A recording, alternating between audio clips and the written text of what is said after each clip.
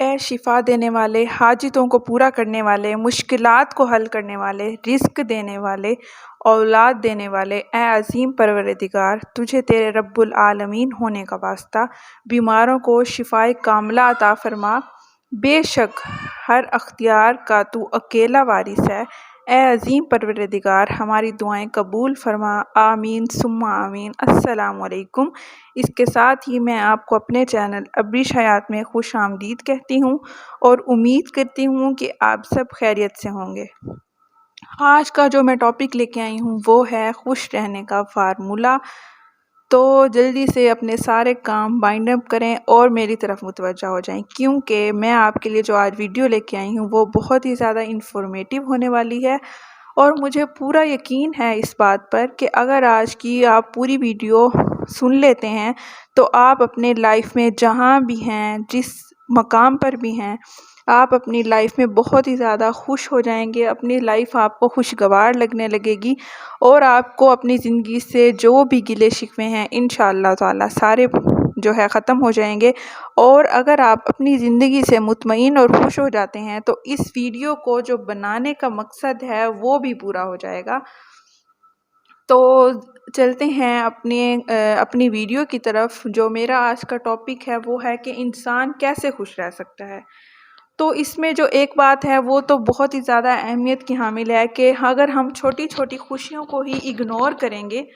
تو بڑی سے بڑی خوشی بھی ہمیں خوش نہیں کر سکے گی۔ تو اس کے لیے ہمیں سب سے پہلے کیا کرنا چاہیے؟ ہمیں کرنا یہ ہے کہ ہمیں اپنی چھوٹی چھوٹی خوشیوں کو اہمیت دینی ہے، اور چھوٹی چھوٹی خوشیوں کے ساتھ ہی انجوائے کرنا ہے، ان کو اپنی خوشیوں میں بہت زیادہ اہمیت دینی ہے۔ اگر ہم چھوٹی چھوٹی خوشیوں کو انجوائے کریں گے تو ہی ہم اپنی لائف میں خوش رہ سکتے ہیں۔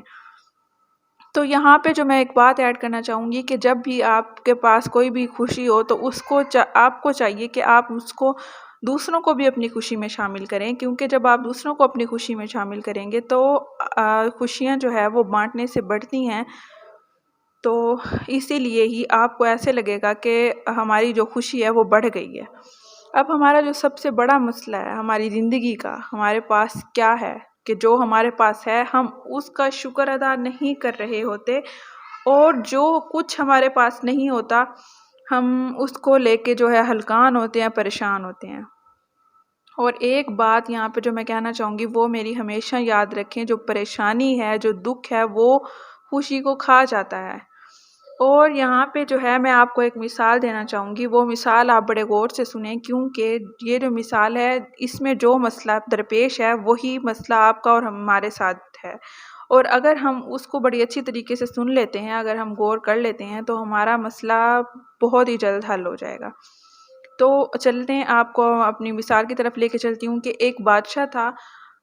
وہ اس نے اپنے وزیر کو اپنے پاس بلایا کہ میرے پاس اتنا پیسہ ہے، مال ہے، دولت ہے، خزانہ ہے، اور مجھے نیند نہیں آتی، سکون نہیں ہے، حالانکہ میرے پاس اتنا کچھ موجود ہے کہ میں جیسا چاہوں ویسے کر سکتا ہوں، لیکن پھر بھی میرے اندر سکون نہیں ہے۔ اور میں یہ بھی دیکھ رہا ہوں کہ میرے جو دربار کے باہر ہیں، غلام ہیں ادنا سے، ان کے پاس نہ پیسے ہیں، نہ دولت ہے، کچھ بھی نہیں ہے، اور بڑے مزے سے ہیں، خوشحال رہ رہے ہیں۔ جب ان کو دیکھو وہ اپنی لائف کو انجوائے کر رہے ہوتے ہیں، ہنس رہے ہوتے ہیں، مسکرا رہے ہوتے ہیں، اور میرے اور ان میں اتنا فرق کیوں ہے؟ مطلب اتنا فرق تو نہیں ہونا چاہیے، وہ اتنا انجوائے کرتے ہیں اور میں ٹینشن میں ہوں۔ تو اس پر وزیر جو ہے بادشاہ کو کہتا ہے کہ بادشاہ سلامت، یہ بات آپ کو ایسے سمجھ میں نہیں آئے گی، میرے پاس ایک فارمولہ ہے، 99 نمبر فارمولہ، تو اس کے ذریعے ہی میں آپ کو یہ بات سمجھا سکتا ہوں۔ اب جو بادشاہ ہوتا ہے وہ کہتا ہے اچھا وہ کیا ہے؟ جو بھی ہے، مطلب آپ مجھے اس بات کو سمجھاؤ، جس طرح بھی آپ سے ہو سکے۔ اب وزیر کیا کرتا ہے؟ اسی غلام کو بلاتا ہے جس کا وزیر جو بادشاہ سلامت ہیں وہ ذکر کر رہے ہوتے ہیں کہ وہ بڑا اپنی لائف کو انجوائے کرتا ہے اور ہر وقت خوش رہتا ہے۔ اس کو جو ہے بادشاہ کے پاس غلام کو لے کے آتے ہیں اور بادشاہ سلامت کو کہتے ہیں کہ 100 دینار آپ اس کو دے دیں۔ اب دینار کیا ہوتا ہے؟ جو 100 سونے کی اشرفیاں، مطلب اس کو کہتے ہیں کہ آپ دے دیں۔ اب بادشاہ سلامت 100 سونے کی اشرفیاں منگواتے ہیں، اور اس میں سے ایک وزیر جو ہے، وزیر اس میں سے ایک اشرفی نکال کے اپنی جیب میں رکھ لیتا ہے۔ اب اس بات کا بادشاہ کو نہیں پتا ہوتا کہ وزیر نے ایک اشرفی نکال کے اپنی جیب میں رکھ لی ہے۔ تو بادشاہ سلامت جو ہے اس غلام کو جب وہ اشرفیوں والی تھیلی دینے لگتے ہیں تو اس کو کہتے ہیں یہ لو 100 اشرفیاں، یہ میں تمہیں تحفے میں دے رہا ہوں۔ اب جی غلام کی کیا، اس کی تو جیسے ایسے لگتا ہے کہ چاندی نکل آئی ہو۔ اب اس کی تو خوشی کا کوئی ٹھکانہ ہی نہیں ہوتا، وہ سوچ بھی نہیں سکتا جس نے کبھی ایک اشرفی کا بھی اپنی زندگی میں تصور ہی نہ کیا ہو، اور اس کو ایک ساتھ ہی 100 اشرفیاں مل جائیں تو آپ خود سوچیں کہ وہ اس وقت کتنا خوش ہوگا۔ اب وہ 100 اشرفیاں ایک ساتھ اس کو مل گئیں، وہ خوشی خوشی گھر جاتا ہے، گھر والوں کو بتاتا ہے، بچوں کو جمع کرتا ہے اور ان کے سامنے جو ہے اپنی خوشی کا اظہار کرتا ہے، اور بچوں کو بتاتا ہے کہ مطلب میرے پاس نا 100 اشرفیاں آ گئی ہیں۔ اب بچے کہتے ہیں کہ آپ کے پاس کہاں سے آئیں؟ کہ بادشاہ سلامت جو ہے وہ بڑے خوش تھے، انہوں نے مجھے نواز دیا۔ اب بچے کہتے ہیں کہ ہم نے اپنے اپنے والد سے کہتے ہیں کہ ہم نے کبھی اشرفی دیکھی نہیں ہے اپنی زندگی میں، آپ اس تھیلی کو کھولیں اور ان میں سے نا ایک ایک اشرفی ہمیں دیں، ہم دیکھنا چاہتے ہیں کہ وہ ہوتی کس طرح ہے۔ اب وہ جو آدمی ہوتا ہے، غلام ہوتا ہے، وہ تھیلی کھولتا ہے، اس میں سے ایک ایک اشرفی نکالتا ہے اور سب کے ہاتھ میں ایک ایک پکڑا دیتا ہے۔ بچے وہیں پہ دیکھ رہے ہوتے ہیں، خوش ہو رہے ہوتے ہیں، تو اتنے میں بچوں کو خیال آتا ہے، اپنے والد صاحب کو کہتے ہیں کہ کیوں نہ ہم اس کی گنتی کریں، اس کی کاؤنٹنگ کرتے ہیں کہ اس میں کتنی اشرفیاں ہیں۔ تو وہ بھی آدمی کہتا ہے ٹھیک ہے، آپ اس کو گنو کتنی ہیں۔ جب وہ گنتے ہیں تو وہ 99 ہوتی ہیں۔ وہ کہتے ہیں اس میں تو 99 ہے، 100ویں اشرفی ہے ہی نہیں۔ تو وہ آدمی، اس کی جو بیوی ہوتی ہے وہ بھی وہیں پہ ساتھ بیٹھی ہوتی ہے، وہ کہتی ہے بچوں کو اتنا پتہ نہیں لگتا، تو میں خود ہی ان کو گنتی ہوں، میں خود اس کی کاؤنٹنگ کرتی ہوں۔ اب جو ہے وہ خود ان کو گننے لگ جاتی ہے، جب گنتی ہے مسئلہ وہیں کا وہیں، اس میں 99 اشرفیاں ہوتی ہیں، وہ کہتی ہے اس میں تو 99 اشرفیاں ہیں۔ تو اب کیا ہوتا ہے جی، والد صاحب پر اعتراض شروع ہو جاتے ہیں کہ تم سے سنبھلتی ہی نہیں ہے، بادشاہ سلامت نے تمہیں 100 اشرفیاں دی تھی اور تم نے راستے میں آتے آتے ایک گرا دی، تم تو سنبھال ہی نہیں سکتے ان کو۔ اب وہ آدمی بھی بڑا پریشان، وہ اس بات کو مانتا ہی نہیں ہے، وہ کہتا ہے ایسا ہو ہی نہیں سکتا کہ راستے میں گر گئی ہو، راستے میں نہیں گری، یہیں پہ ہی آپ سب کے پاس ایک ایک اشرفی تھی، ہو سکتا ہے کہیں نیچے گر گئی ہو، تو یہیں پہ تلاش کرتے ہیں۔ تو اب کیا ہوتا ہے کہ اس کی تلاش جاری ہو جاتی ہے، سارے گھر کا سامان باہر نکالا جا رہا ہوتا ہے، کپڑے باہر نکل رہے ہیں، چارپائیاں باہر نکل رہی ہیں، مطلب پورے گھر میں ہنگامہ۔ اب اسی طرح ہی اس کو ڈھونڈتے ڈھونڈتے ہی ساری رات گزر جاتی ہے۔ اب جب صبح ہوتی ہے، صبح کیا ہوتا ہے، صبح وہ غلام جو ہے دربار میں آتا ہے، آنکھیں سوجی ہوئی ہوتی ہیں، نیند سے بیزار ہوتا ہے اور ٹینشن ہی ٹینشن۔ اب جو ہے وزیر اس کو بلایا کہ تمہیں کیا ہوا، تم تو بڑے سکون سے رہتے تھے۔ کہ اس غلام نے بادشاہ سلامت کو بتایا کہ آپ نے جو 100 اشرفیاں دی تھی، پتہ نہیں ان میں سے کدھر گر گئی، راستے میں گری یا کہاں گری، ساری رات ہی اس کو تلاش کرتے رہے، اسی کو ہی تلاش کرنے میں پوری رات گزر گئی، اور ٹینشن الگ، اور پورے گھر والے بھی مجھ سے ناراض ہیں۔ تو وزیر جو ہوتا ہے وہ اشرفی نکالتا ہے اور اس آدمی کو پکڑا دیتا ہے، اپنی جیب سے ہی نکالتا ہے کیونکہ اس کی جیب میں جو ہوتی ہے، اس کو پکڑا دیتا ہے کہ یہ لو، یہ تمہاری اشرفی۔ اب جو بات وزیر جو ہے وہ بادشاہ سے جو بات اس نے کہی، وہ بات اگر ہم اور آپ سمجھ جائیں تو ٹینشن فری ہو جائیں، کیونکہ وہی مسئلہ ہمارے ساتھ ہے۔ اب جو ہے بادشاہ سلامت کو اس نے غلام نے کہا کہ اس کا پرابلم کیا ہے، کہ اس کے پاس 99 اشرفیاں تھیں، اس پر وہ خوش نہیں تھا، اور جو ایک نہیں تھی اس پر ساری رات پریشان رہا، خود کو بھی ہلکان کیا۔ اور اسی طرح ہی ہماری مثال ہے کہ ہمارے پاس سب کچھ ہے، اس پر ہم خوش نہیں ہیں، اور جو نہیں ہے اس پر ہم جو ہے پریشان ہیں اور اسی کی تلاش میں لگے ہوئے ہیں اور خود کو ہلکان کیا ہوا ہے۔ اس کا بات کہاں جاتی ہے، یہ کہ ہمارے اندر شکر ہی نہیں ہے، ہم اللہ تعالیٰ کا شکر ہی ادا نہیں کر رہے۔ اب جو ہے یہاں پہ میں آپ کو بات سمجھانا چاہتی ہوں کہ اگر فور ایگزامپل ہمارے پاس موٹر سائیکل ہی نہیں ہے تو ہماری خواہش ہوتی ہے کہ کاش ہمارے پاس موٹر سائیکل ہو۔ جب موٹر سائیکل آ جاتی ہے تو وہ ہمیں خراب لگنے لگ جاتی ہے کہ گاڑی کب آئے گی۔ جب گاڑی ہمارے پاس آ جاتی ہے تو اپنی گاڑی ہی کھٹارا ہمیں لگنے لگ جاتی ہے کہ اچھا فلاں کی جو گاڑی ہے، فلاں کا جو ماڈل ہے وہ بڑا اچھا ہے، وہ ہمارے پاس ہونا چاہیے۔ اب ہمیں یہاں پہ تو سب سے پہلے یہ چیز نوٹس کرنی چاہیے کہ جو کچھ ہم دوسروں کے پاس دیکھ رہے ہوتے ہیں، ہمیں یہ چیز اپنے ذہن میں بٹھا لینی چاہیے کہ وہ ہمارا نصیب نہیں ہے۔ جو جس کا نصیب ہے اللہ تعالیٰ نے اسی کو ہی دیا ہوا ہے، اور اللہ تعالیٰ اس کے نصیب کرے وہ چیز۔ ہمیں اس طرح کی سوچ رکھنی چاہیے، بلکہ یہ نہیں رکھنی چاہیے کہ ہم اس کی گاڑی دیکھ رہے ہیں کہ ہاں جیسے اس کے پاس گاڑی ہے ویسے ہی ہمارے پاس ہو۔ تو ہمیں اس وقت یہ سوچنا چاہیے کہ وہ اس کا نصیب ہے، اور اگر ہمارے پاس موٹر سائیکل ہی ہے تو وہ ہمارا نصیب ہے۔ اب ہم نصیب تو نہیں بدل سکتے نا، تو ہمارے پاس جو کچھ موجود ہے ہمیں اسی میں شکر ادا کرنا چاہیے، بلکہ یہ سوچنا چاہیے کہ کچھ لوگ ایسے بھی تو ہیں جو چیز ہمارے پاس موجود ہے، موٹر سائیکل ہمارے پاس موجود ہے، تو کچھ لوگ ایسے بھی ہیں جو اس کو لینے کے ہی خواب دیکھ رہے ہیں۔ تو اسی لیے ہمیں جو ہے اپنی جو میں پیچھے بات کر رہی تھی کہ فلاں کا جو ماڈل ہے وہ بڑا اچھا ہے، ہمیں وہ لینا چاہیے، تو وہ جب وہ ماڈل آ جاتا ہے تو بھی ہماری جو ہے یہ جستجو ختم نہیں ہوتی، ہماری تو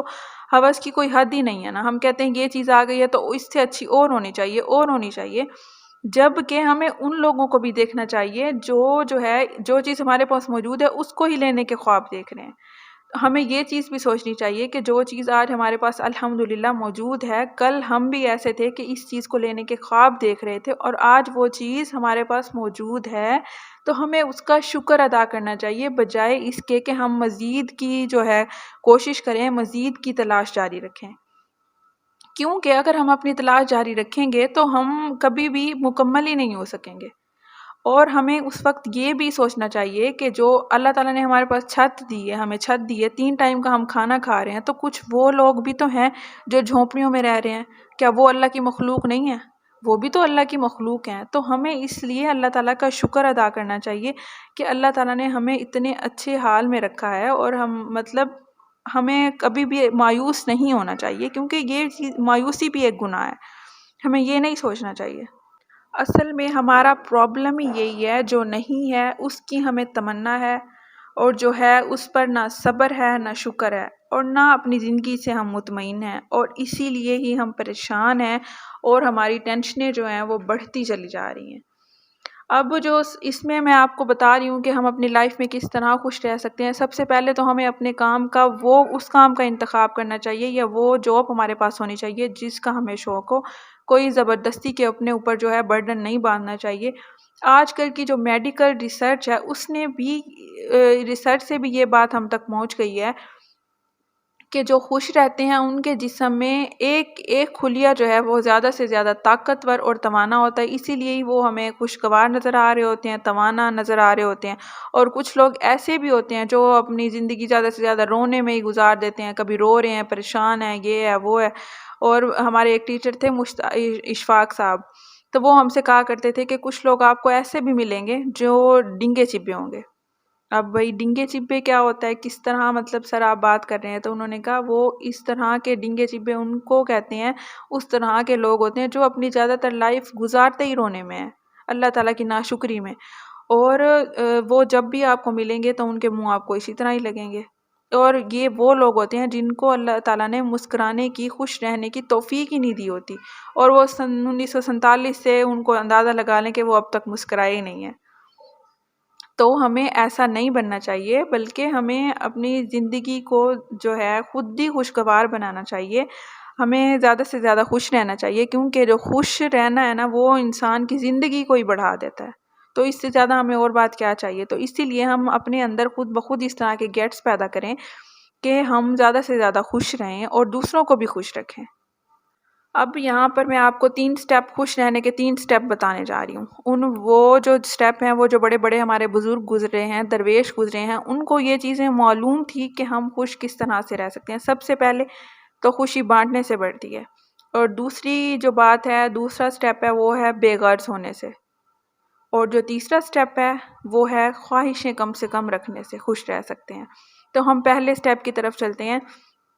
جو ہمارے بڑے بڑے بزرگ یا درویش تھے، ان کو اس بات کی سمجھ تھی کہ جو خوشی ہے وہ بانٹنے سے بڑھتی ہے، کہ ہم جتنا خوشی کو بانٹیں گے ہم اتنے ہی زیادہ خوش رہیں گے، اتنی ہی ہماری خوشی جو ہے بڑھتی چلی جائے گی۔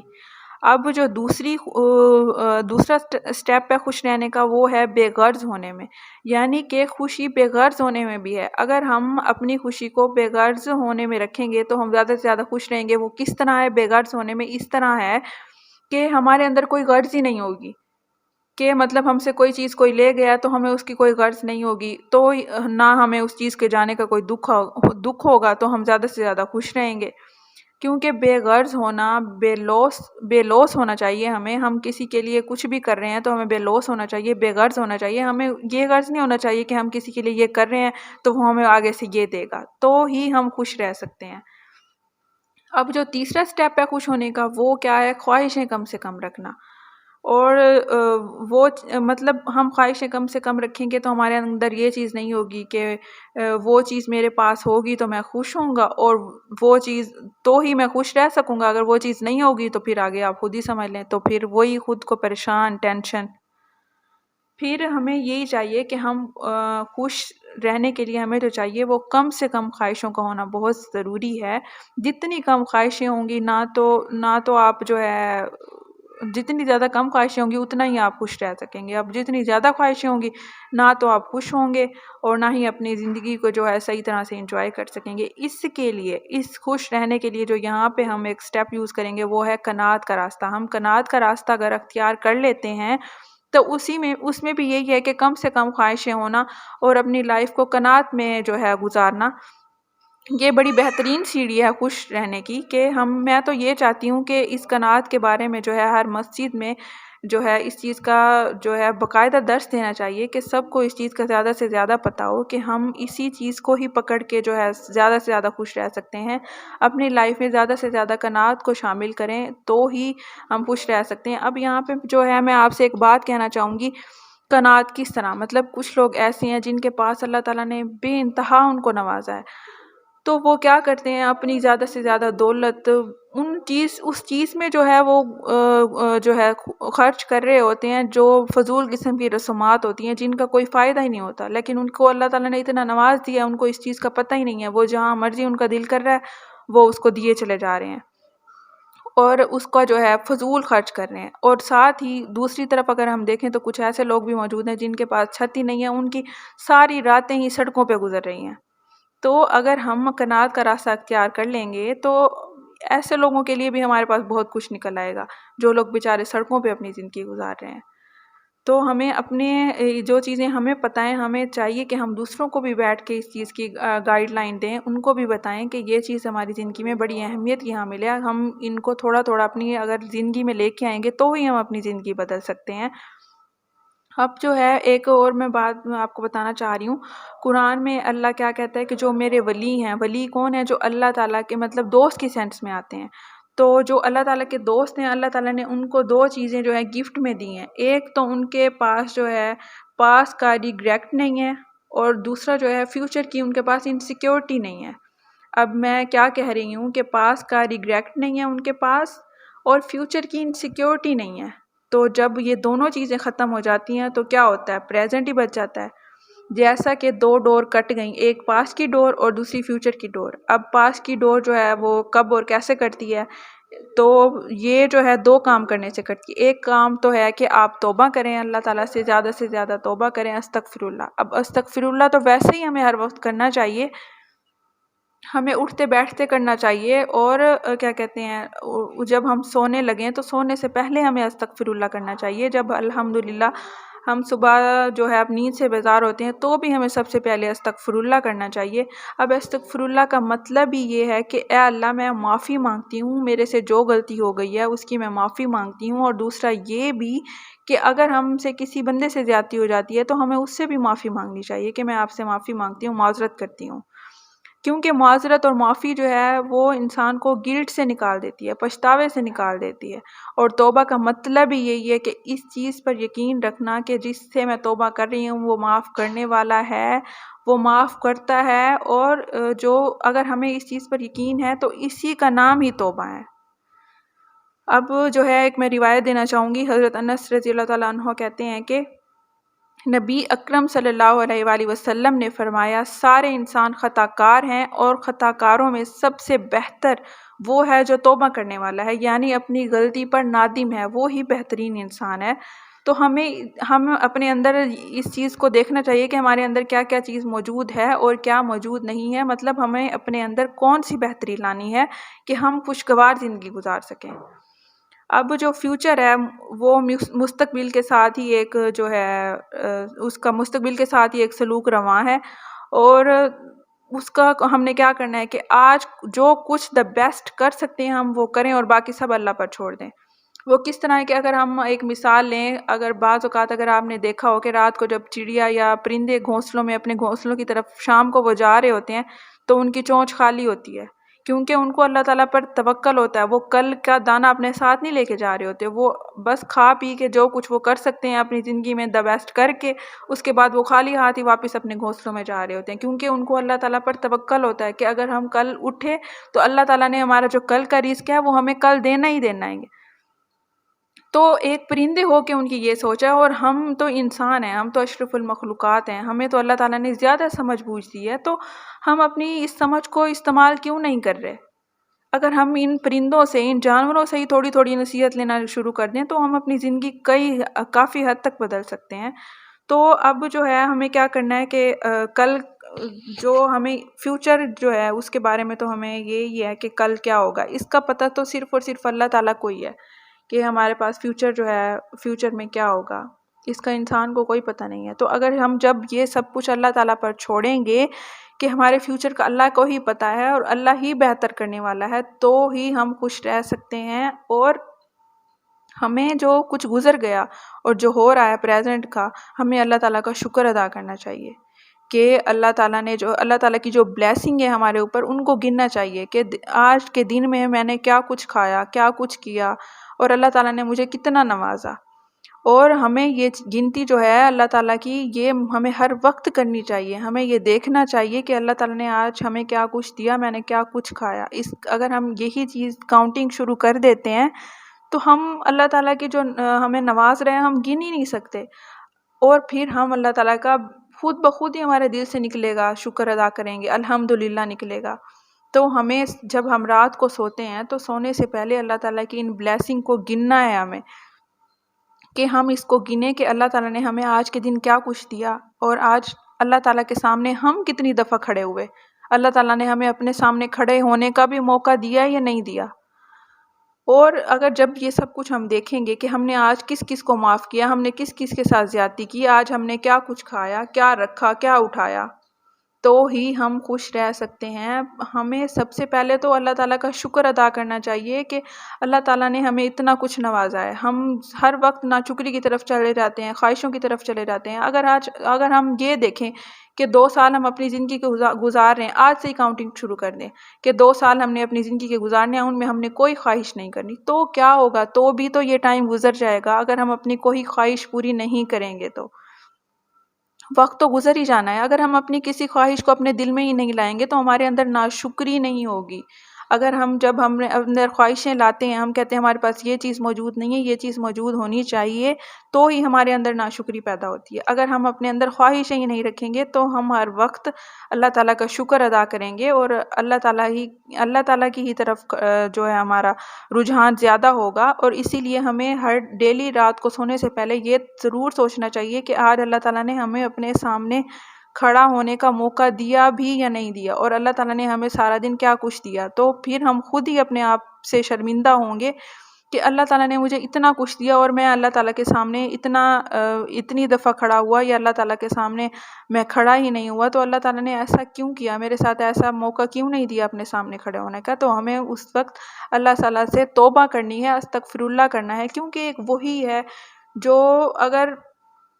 جتنے بھی مرضی گناہ کر لیں، ہم جو مرضی کر لیں، اگر ہم واپس آنا چاہتے ہیں اپنی توبہ کی طرف، تو ہم جس مقام پر بھی کھڑے ہیں، جتنے بھی گناہ کر لیے ہیں، ہم دنیا کے سب سے زیادہ گناہ کرنے والے انسان بن گئے ہیں، تو اللہ تعالیٰ ہی وہ ہستی ہے کہ ہم جس مقام سے بھی پلٹنا چاہیں واپس پلٹ سکتے ہیں، اور ہمارے لیے توبہ کے راستے کھلے ہیں۔ ہم واپس پلٹیں گے تو ہم اس مقام پر جب چاہیں آ سکتے ہیں کہ جو توبہ کا راستہ ہے، ہم توبہ اختیار کر سکتے ہیں۔ صرف وہ اللہ تعالیٰ کی ہی ذات ہے جو ہمیں اس چیز سے نواز رہی ہے۔ اگر کسی انسان کو دیکھ لیں تو کوئی بھی ایسا نہیں ملے گا آپ کو کہ فوراً سے ہی معاف کر دے آپ کو۔ تو اسی لیے ہی ہمیں اس چیز کا ضرور جو ہے اپنی لائف میں دیکھنا چاہیے، اور میرے اس ویڈیو کو بنانے کا مقصد ہی یہی تھا کہ آپ کے اندر کوئی نہ کوئی چینجنگ لا سکوں۔ اگر ہم اپنی لائف میں اس طرح کی چینجنگ لائیں گے تو ہی ہم خوشگوار رہ سکتے ہیں۔ اب آپ یہ میری پوری ویڈیو دیکھنے کے بعد، سننے کے بعد، اب آپ اپنے اندر یہ دیکھیں کہ آپ نے اپنے اندر کون کون سی تبدیلیاں لانی ہیں اور کیا کچھ کرنا ہے اپنی زندگی میں، تو ہی ہم یہ کر سکتے ہیں۔ سب سے پہلے تو اپنے نفس پر قابو کرنا ہے نا آپ نے، کہ ہمیں یہ چیز جو کچھ اللہ تعالیٰ نے ہمیں دے دیا ہے، جو ہمارے حق میں بہتر ہے، ہمیں اسی پر ہی صبر و شکر کرنا ہے۔ اور اس کے ساتھ ہی جو ہے کافی زیادہ ٹائم ہو گیا، اس کے ساتھ ہی جو میں آپ سے اجازت لینا چاہوں گی، اور میری آپ سے یہ گزارش ہے کہ آپ میرے چینل کو زیادہ سے زیادہ سبسکرائب کریں، اور مجھے اپنے جو بھی مسائل ہیں وہ کومنٹ سیکشن میں ضرور بتائیں، اور میں کوشش کروں گی کہ آپ کے مسائل کو حل کروں اور جو کچھ مجھ سے ہو سکے گا میں ضرور کروں گی، اور مجھے بھی آپ اپنی دعاؤں میں یاد رکھا کریں، اور اپنے جو آپ کے آس پاس ہیں جو آپ سے ہو سکے ان کو بھی اپنی خوشیوں میں شامل کریں، اور ان کا بھی اپنوں کا زیادہ سے زیادہ خیال رکھیں۔ اور اس کے ساتھ ہی میں آپ سے اجازت چاہوں گی۔ اللہ حافظ۔